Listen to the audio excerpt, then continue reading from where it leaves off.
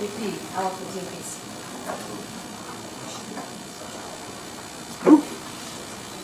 Sasa tunakoenda kama nitakimbia sasa. Ngoja huku niache huku akufanya.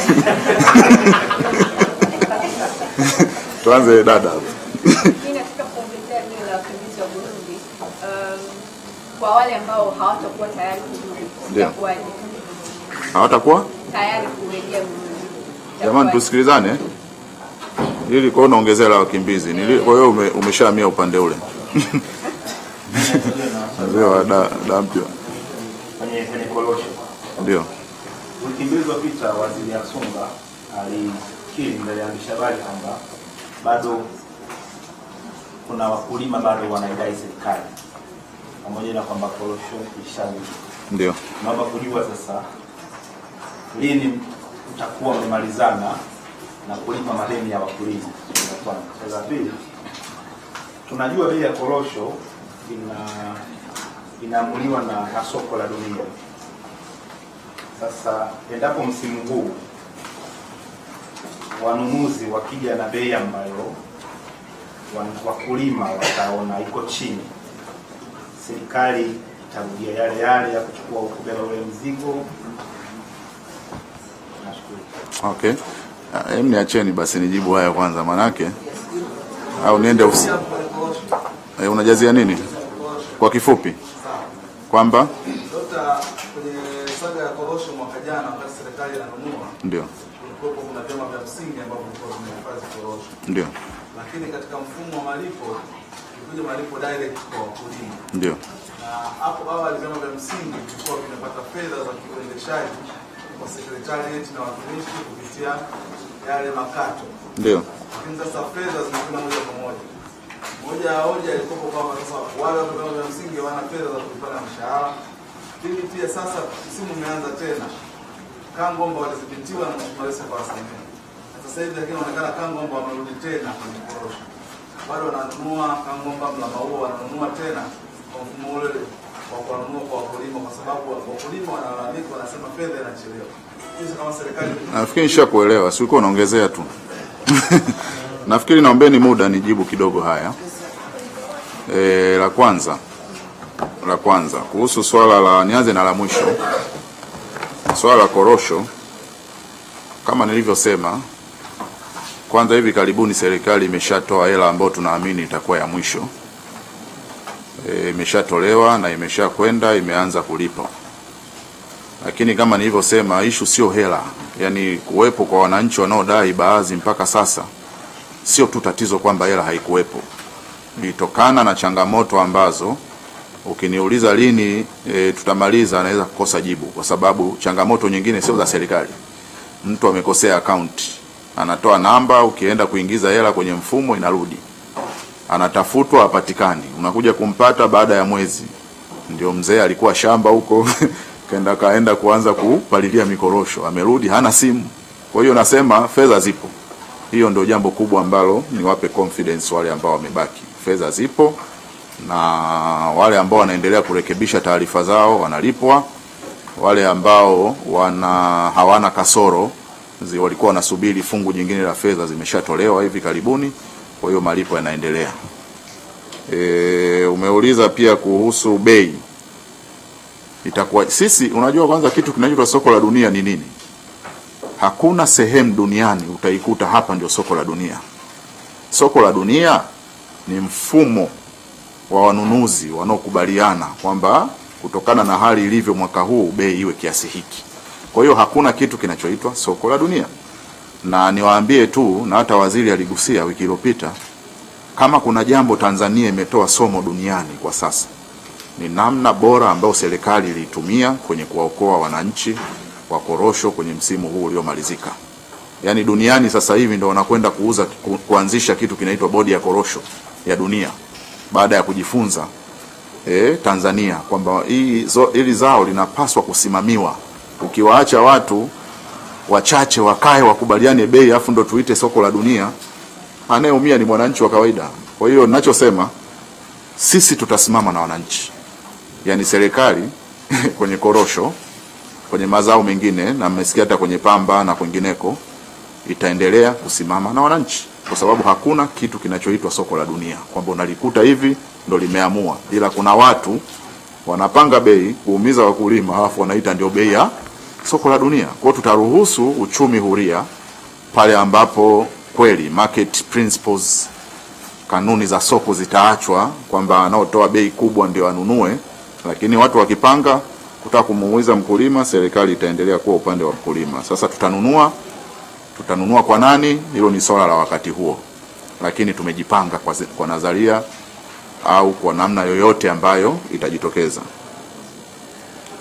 Kuhusu Kangomba tunaendelea kusisitiza kwa wananchi. Mheshimiwa Waziri alitangaza wiki iliyopita kwamba tunakwenda kwenye mfumo wa soko la bidhaa. Korosho itanunuliwa kwa mfumo wa kushindanishwa wale wanaotaka kununua. Itashindanishwa kama ambavyo kwenye mnada wa magari na minada mingine. Yule mwenye bei kubwa, na si tu kubwa, alisisitiza na anasisitiza katika msimamo wa serikali, si tu bei kubwa, bei ambayo ndio sisi tutaona na kwa kukaa na wananchi kwenye mashauriano yatakayoendelea, tutakayoona hii inajibu gharama ambazo mkulima ameingia na gharama nyingine za serikali. Kwa mimi naamini ila korosho ni changamoto inayotujengea future, inayotujengea Tanzania na kilimo bora kijacho cha zao la korosho. Kwa hiyo mengine madogo yataendelea kutatuliwa. Wakimbizi labda pia nisisitize kwamba kwanza, msiofahamu, Tanzania ndiyo nchi ambayo ilianza kutekeleza haki ya kuwapokea wakimbizi na kuwahifadhi hata kabla jumuiya ya kimataifa haijatoa mwongozo wala haijatunga sheria yoyote. Kama mnajua, sheria ya kwanza au mkataba wa kimataifa wa kwanza wa masuala ya wakimbizi ulitungwa au uliidhinishwa na mataifa mwaka 1951. Kuna mkataba huo unaohusu haki na hadhi ya wakimbizi wa mwaka 51. Hii Tanzania imepokea wakimbizi nafikiri Burundi unaohitaji tangu miaka ya 40 na nyuma ya hapo. Na mtaona kwenye hatua hii miaka 50 hata ya uhuru wetu tumepokea wakimbizi wa nchi nyingine zote. Kwa hiyo kwanza ni sera ya nchi. Nikuthibitie hilo. Ni sera ya Tanzania kuendelea kupokea wakimbizi, na mkimbizi ana tafsiri. Sio mtu yote tukajisikia kuja Tanzania kaona flyover au kaona nini, hapana.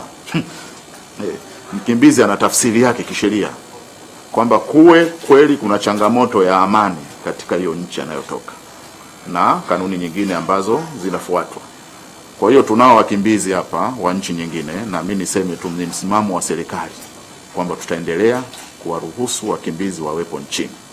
Lakini ukisoma mikataba ya kimataifa inasema pale ambapo hali inarejea, yani sababu ya kukimbia haipo au imebadilika, we haki yako ya kuwa mkimbizi inapungua au inaondoka. Kwa hiyo ninachosema kwenye zoezi la sasa, cha kwanza, hakuna mkimbizi atakayeondolewa kwa nguvu. Hakuna mkimbizi anayelazimishwa. Katika hatua hii kwa sasa tunatumia mikataba ya kimataifa inayosema walikimbia kwa sababu ya machafuko.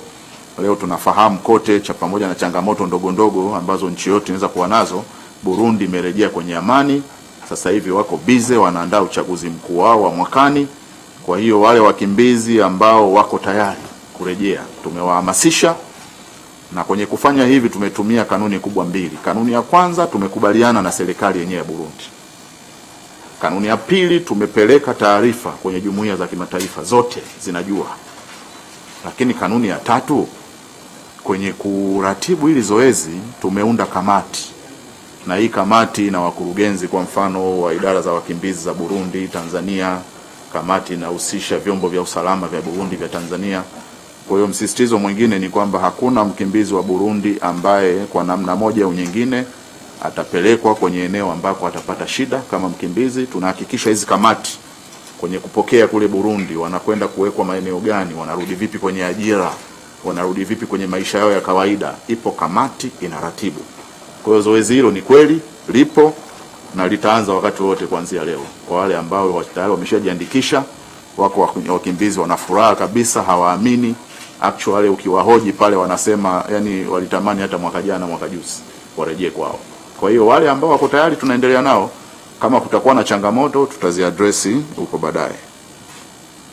Kwa hiyo hiyo ya tarehe 3 leo haswa action gani inatokea kule? Kwa sababu wengine wanasema kwamba kuna moja fundi, kuna malori yanapeleka. Yaani kitu gani kinatokea kule sasa hivi kwa leo? Au ile ilikuwa ni tarehe tu just? Hapana, leo kuna wakimbizi 1000 kwa takwimu 1000 wako tayari kurudi kwao. Kwa hiyo kamati na ratibu. Kwa sababu lazima kuwe na namna ya kuwapokea kule kwao, namna ya kuwaondoa kwenye kambi, mizigo yao, mali zao. Ukisoma sheria ya wakimbizi ile mwaka 51 kuna mpaka mali zao. Sio unamuondoa tu yeye mwenyewe. Kwa hiyo serikali ya Tanzania inaheshimu hizo kanuni na hakuna ambaye atalazimishwa au mali yake itabaki Tanzania. Lakini kama kuna changamoto pia tutawarudisha tena wakizipata kule kwao. Tulipouliza UNHCR leo asubuhi wakasema kwamba hawana taarifa yoyote kuhusu hiyo leo asubuhi. Ni kweli kwamba UNHCR hawana taarifa juu ya mpango huu? Sasa mimi sizungumzi, sio msemaji wa UNHCR, mimi ni msemaji wa serikali ya Jamhuri ya Muungano wa Tanzania. Ninachosema tumekubaliana na serikali ya Burundi. Moja, taasisi zote zinazohusika na wakimbizi kwenye ngazi ya Umoja wa Mataifa zimejulishwa, weza wakubali au wakatae, hicho ni kitu kingine, lakini tumewajulisha. Sasa kama mtu leo hana taarifa, tunamwombea heri awe na taarifa atazipata, lakini kazi inaendelea katika mawanda na muktadha niliousema. DPP, kuna mtu kauliza DPP sijui mahakamani. Hii labda niliseme hivi, kwanza haya masuala ya kesi masuala ya DPP na kesi yako mahakamani, kwa sababu mnafahamu kesi hizi za hujumu uchumi ambazo ziko mahakamani na ni nia ya serikali kwenye kuondoa mrundikano, wale ambao sheria inaruhusu wazungumze na mwendesha mashtaka waweze kukiri makosa ili waweze kuona kama wataachiwa au watalipa fidia. Hiyo ni mambo ya mahakamani. Kwa hiyo mimi ni msemaji wa serikali, siwezi kuingilia mfumo wa mahakama, lakini kwa sababu haya mambo yapo kwenye mjadala, tujadili hoja, tusijadili kesi zilizoko mahakamani. Cha kwanza nikiri kwamba nimeuona huo mjadala kwamba watu wanasema serikali imevunja katiba, imevunja sheria, imevunja katiba kwenye kutaka watuhumiwa wakili makosa. Kwa hiyo mimi nitumie tu fursa hii kwa kuelimisha. Kwanza, katiba sio gazeti. Yaani usisome katiba kifungu kimoja unatoka unakwenda mitandaoni unaanza kujiona bingwa wa sheria za katiba. Katiba na kama sheria nyingine zina kanuni zake za kisayansi, za namna ya kuifasiri, namna ya kuielewa. Hiyo kanuni ya kwanza. Katiba sio gazeti. La pili, labda la kusisitiza, ni kwamba pia huwezi kuisoma katiba bila kusoma sheria zinazotekeleza katiba. Yaani unachomoka na kifungu kimoja au ibara moja kwenye katiba, unakuja unasema tayari hapa kuna masuala ya kuvunja katiba au sheria za nchi. Sheria zenyewe hujazisoma, kwa sababu katika kanuni za tafsiri ya katiba, katiba inasomwa yenyewe na unasoma zaidi ya kifungu kimoja, lakini vile vile unaangalia sheria ambazo katiba imeruhusu zitungwe.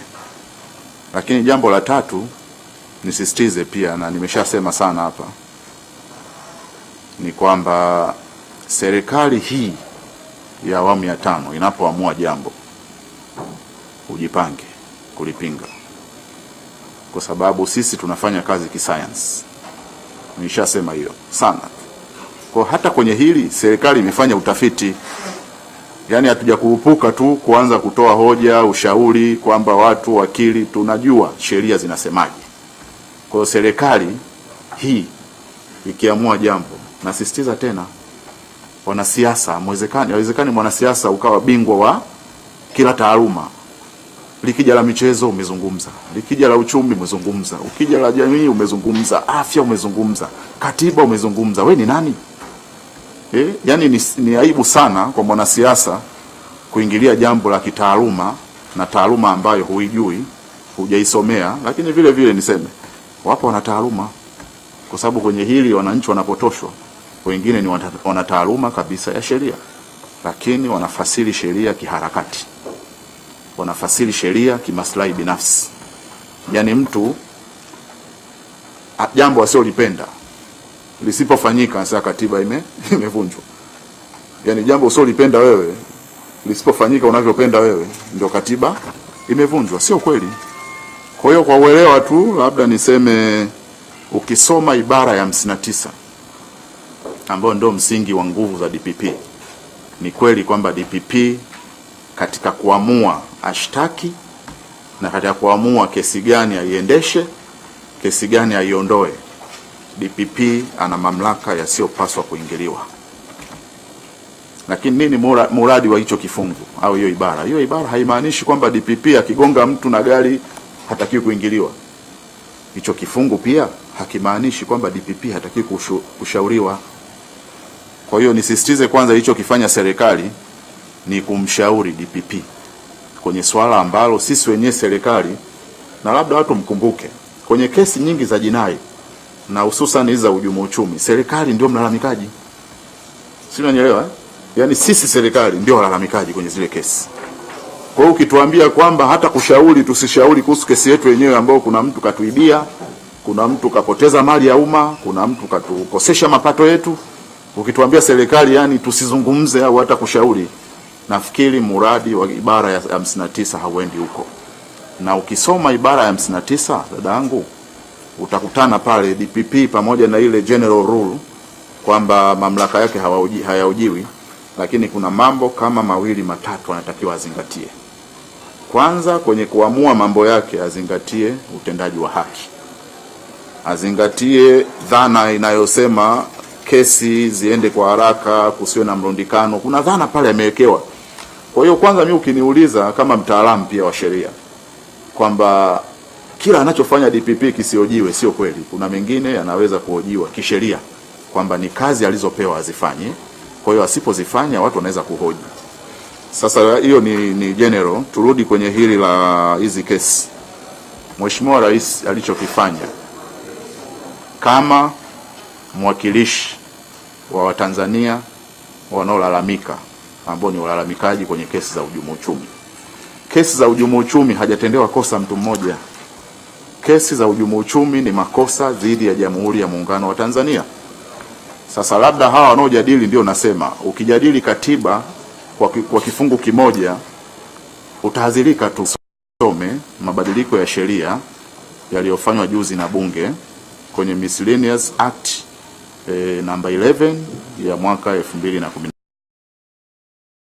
Badiliko pre-budget. Kwa mtu usijadili kwanza kisiasa wala kianaharakati. Ukisoma kifungu cha 194A capital A herufi kubwa A kinasema DPP kwenye kufanya mchakato wa hiyo plea bargain, hiyo ya kuzungumza kukiri kosa, anapaswa kufanya, tena inasema in consultation with the victim. Kesi za hujumu uchumi ni Watanzania ambao ni victims. Watanzania rais wao ni Magufuli. Kwa hiyo Magufuli kushauri ni swala la kisheria, sio kisiasa. Yaani Mheshimiwa Rais na hata kiongozi yoyote wa serikali angeshauriana na DPP kuhusu kesi zetu zilizoko mahakamani, namna ya kuziendesha na namna ya kuzimaliza, ni swala linalokubalika kisheria kwenye kifungu kipya cha 194 herufi kubwa A cha sheria ya mwenendo wa makosa ya jinai, kama kilivyobadilishwa kwenye sheria namba 11 ya mabadiliko mbalimbali ya sheria. Mabadiliko haya yamepitishwa na bunge lililopita na yalisainiwa tarehe 20 mwezi uliopita. Kwa mimi nafikiri dadangu, wao wengine ambao wanaingia kwenye huu mjadala ndio madhara ya kupukia taaluma ambazo hujawahi hata siku moja kwenda hata semina ya hiyo taaluma. Hilo la kwanza. Lakini la pili, haya ndio madhara ya wanataaluma pia kuingia kwenye siasa na wanaharakati. Tunapotosha Watanzania bila sababu. Sheria inasema in consultation with the victim. Sisi ndo kama mtu kakwepa kodi, ni sisi Watanzania wote kwa ujumla wetu wametuingiza kwenye matatizo huyo mtu. Kama kuna mtu amekula rushwa, kawanyima haki wa Tanzania, mwakilishi wa Tanzania ni nani? Je, tulitaka Watanzania wote wakafanya consultation na DPP? Katiba haivunjwi simple tu hivyo kwamba wewe imevunjwa. Kwa hiyo hili nimeamua nitoe tu maoni yangu ya kitaalamu na ya jumla ya kesi mahakamani, kesi mahususi, tumwachie DPP. Sheria zinamtaka aendelee na majadiliano nao, ni yeye na mahakama ndio wataamua nani kama analipa fidia, na kile sheria imemuongoza pia DPP. Ukisoma haya mabadiliko, kuna mambo ambayo watalipa fidia, kuna mambo ambayo unaweza ukarestitute, ukarejesha ulichoiba. Yani kuna taratibu nyingi zimewekwa kwenye ile sheria. Kwa hiyo tuwaombe tu wanasiasa wapishe michakato ya kisheria, waache michakato ya kisheria iendelee kuliko kuingilia masuala ya kimahakama, kuliko kuingilia masuala ya kitaaluma. Ni aibu kwa nchi, na ni aibu kama ndio viongozi tunaowasubiria baadaye waje wachukue nchi, mtu hata katiba yenyewe hajui, hata sheria za nchi hajui, unakimbilia tu mitandaoni, unabwatuka. Kwa hiyo mimi nafikiri tuwasamee, lakini na wao labda na wao wanahitaji msamaha. Si ndio? Sasa haya wakimbizi DPP tumeamaliza. Kuna ambalo liko burning sana, mtu linamuuma, yani linamkeleketa, ili tumpishe waziri wa afya aweze kuja kuongea. Naona muda wake umeshafika. Tuanzie wapi? Ngoja ni wapi tuendelee wa nyuma. Ndio. Ndio. Ndio. Ndio.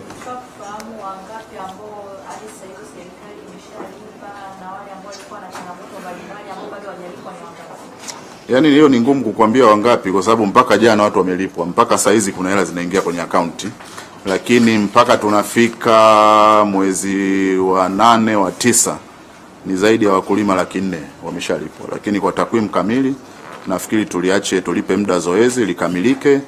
Tutatoa hata hii hesabu tunayolipa itaongezeka, na hata hapa ninapozungumza ishaongezeka. Mpaka jana usiku benki ya kilimo ilikuwa inaendelea kuhangaika kupeleka malipo.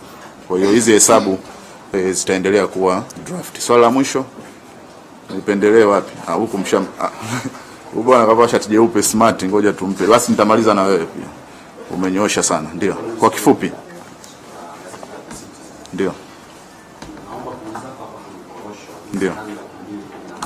Ndio. Ndio.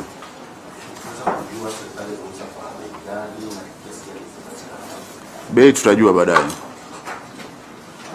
Bei tumemuuzia nani na inakwenda nchi gani, hiyo taarifa tutaendelea kuitoa.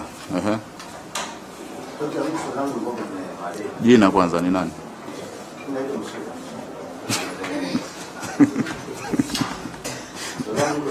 Ndio. Madeni yapi, ya serikali au ya wananchi? Ndio. Kama kwa mimi ningependeza kutuambia mnadaiwa shilingi ngapi na mnaposema mlipa bilioni 85, yani katika shilingi mnazodaiwa kama serikali na au wadeni. Na madeni haya kwa nini yanagani ya ndani kwa serikali na leo mpaka nje? Na kwa nini haya ndio ya kainisi kwenye taarifa yao?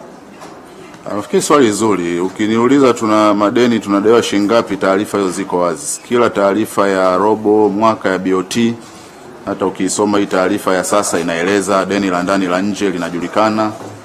Deni la ndani la nchi linajulikana, deni la nje linajulikana. Lakini kuna madeni ambayo ni haya ya watumishi. Sawa? Kwa hiyo nilichokueleza ni sehemu ya ulipaji. Ukitaka ile taarifa ya BOT na kuonyesha actually kwa maana ya madeni yale ya ndani na nje ya kwenye mikopo ya kibiashara, mikopo ya miradi, tumelipa zaidi ya bilioni hata 700-800 kule ukisoma. Hizi nimezungumza masuala yanayohusu watumishi ambayo yanajitengeneza. Unajua madeni kwenye utumishi, huwezi kusema leo tunadaiwa shilingi ngapi, kwa sababu mtumishi anakwenda likizo leo hajalipwa hela ya likizo. Kwa hiyo anakwenda anarudi ni deni. Kwa hiyo yanajitengeneza kutokana na muktadha wa utendaji. Kila watu wanavyohamishwa ujue pale kuna namna ya kulipwa. Sasa mwingine anaweza akaenda akawa amelipwa kiasi au hajalipwa kabisa. Hai kuna ajira mpya kama mnavyoona. Kwa hiyo kujitengeneza madeni ni swala la kawaida, lakini muhimu ni serikali kuhakikisha inalipa hayo madeni. Nawashukuru sana. Tutaonana tarehe 5 Novemba. Briefing ya miaka 4 ambayo itakuwa pana zaidi ya hii. Nawashukuru sana.